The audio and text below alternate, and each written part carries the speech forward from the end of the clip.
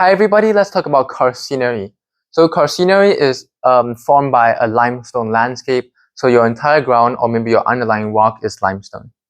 Um, so here is a structure of limestone. It's like a brick wall as blocks and blocks and blocks, and it's stacked on top of each other. And the main weathering process that affects limestone is carbonation. So what happens when you have rainfall, you have precipitation, the water falls onto your limestone and it enters these cracks, these gaps within your limestone, and it starts to weather through carbonation because you have increased surface area, right? So it can either start to weather the top, it can start to weather the gap, or it can weather underground below your surface and form these large holes underground.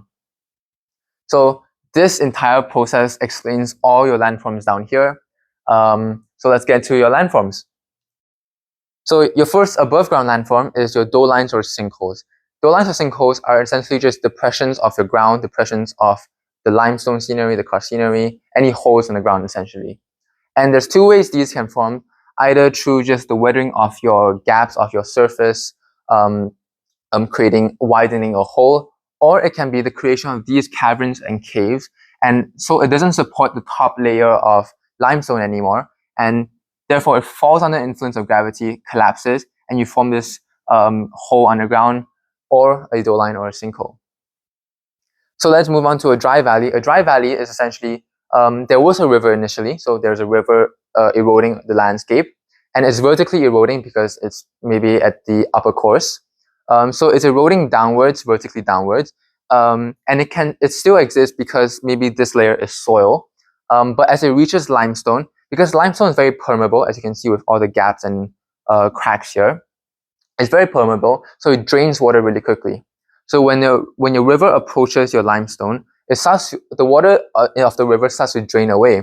So essentially, a dry valley is the landscape of a river without a river because all the water of the river has been drained away by a limestone.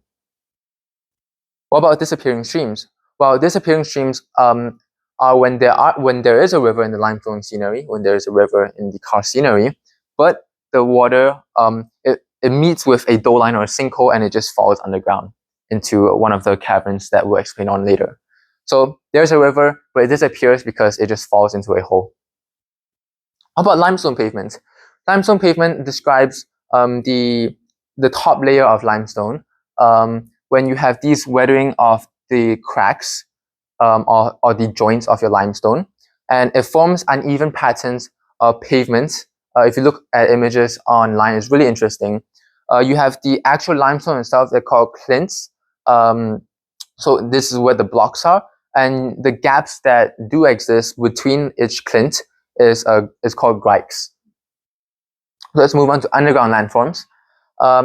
So as you can see here, I drew one entire diagram because you can fit all of them into one diagram. Caverns are essentially just these holes, this but expanded. So you have the weathering of the inside of your underlying limestone, and you just enlarge it.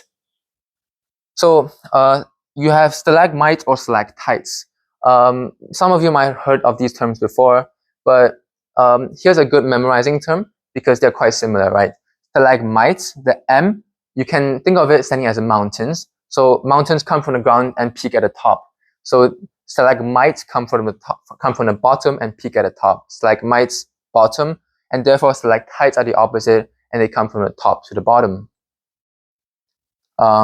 So how these forms is when you have the weathering of the limestone through carbonation, you have calcium bicarbonates. Remember from my carbonation video, if you don't, I have a video linked up there explaining a carbonation process. So you have calcium bicarbonates, right?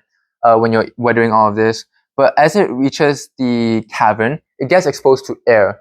When calcium bicarbonate gets exposed to air, it loses its CO2, and so you form back calcium. You get calcium carbonates back. So your calcium carbonate will deposit at the top because your calcium bicarbonate loses its CO2. But some of the calcium bicarbonate may drip to the floor of the cavern and then lose its CO2 and deposit calcium carbonates down here. So you have the formation of stalactites and stalagmites because of this calcium bicarbonate losing its CO2. And pillars and columns are just essentially when your stalagmites and stalactites meet together, join together, forms one continuous column of calcium carbonate. And lastly, underground rivers, you can draw like a small stream here. Essentially, it's just a continuing system of your river, but because of your disappearing streams. So your stream, your river has fallen into a doe line, into a cavern, and it's just continuing its way underground. So that sums up for the theory of carcinery. Here's an example of one type of carcinery, a really good example, and one that's really easy to remember, just squalene china. So that is all for carcinery. I hope you guys enjoyed, and I'll see you in the next video.